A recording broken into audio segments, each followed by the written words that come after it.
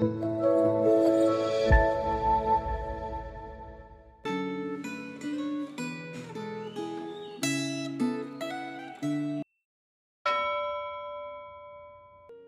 Bapak Ibu, Saudara-saudara yang dikasihi dalam Tuhan.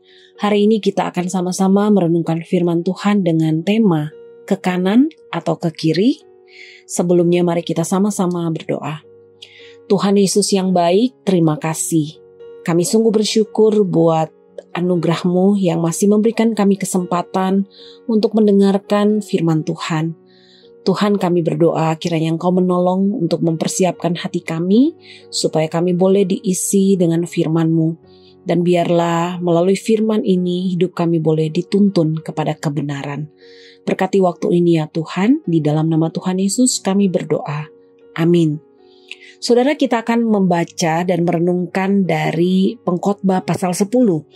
Kita tidak akan membaca keseluruhan dari perikop ini, tapi kita hanya akan membaca di ayat yang pertama dan kedua, dilanjutkan ayat 14. Demikian firman Tuhan. Lalat mati menyebabkan minyak wangi peramunya berbau busuk. Demikian juga sedikit kebodohan lebih berpengaruh daripada hikmat dan kehormatan. Hati orang berhikmat mengarah ke kanan, tetapi hati orang bodoh ke kiri. Ayat 14. Orang bodoh banyak bicaranya, padahal manusia tidak tahu apa yang akan terjadi. Siapakah yang akan mengatakan kepadanya apa yang akan terjadi sesudah dia? Saudara yang dikasih dalam Tuhan, pasal 10 berisi kumpulan kata-kata hikmat yang kebanyakan berasal dari hasil pengamatan sang pengkhotbah. Pengkhotbah memulai dengan peringatan bahwa sedikit kebodohan lebih berpengaruh daripada hikmat dan kehormatan.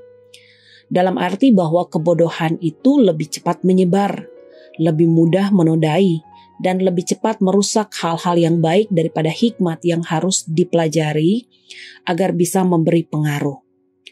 Pengaruh kebodohan ini bagaikan lalat mati menyebabkan minyak wangi peramunya berbau busuk. Oleh sebab itu, pengkhotbah menjelaskan akibat dari kebodohan dalam berbagai aspek kehidupan agar kita tidak memilih jalan orang bodoh, tetapi memilih jalan orang berhikmat. Pengamatan pengkhotbah itu masih relevan dengan kondisi zaman ini. Pengkhotbah melihat betapa bobroknya struktur organisasi yang menempatkan orang bodoh yang tidak punya kemampuan di posisi puncak sebagai pengambil keputusan. Kepemimpinan orang bodoh membuat organisasi itu tidak memiliki arah atau tujuan yang baik. Kondisi seperti itu biasanya terjadi bila kepentingan pribadi atau golongan lebih diutamakan daripada kepentingan orang banyak.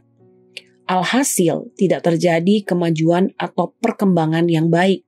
Bahkan terjadinya kecelakaan saat melakukan pekerjaan tidak dapat dicegah. Orang berhikmat mengerti bahwa kapak yang diasah memudahkan pemotongan. Orang berhikmat memakai alat perlindungan diri saat bekerja untuk melindungi diri dari kecelakaan.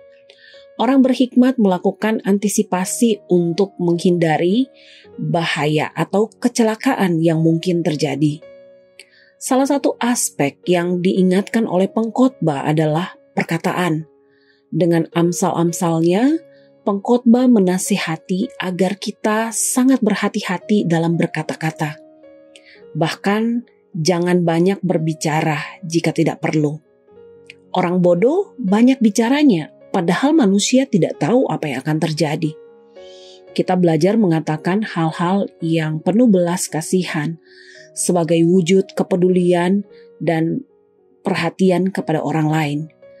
Kita juga dinasihati agar tidak berpikiran jahat, apalagi berkata buruk tentang orang-orang lain, karena mereka tidak dapat mengetahui kebencian atau kedengkian kita tanpa kita ketahui bagaimana mereka dapat mengetahuinya.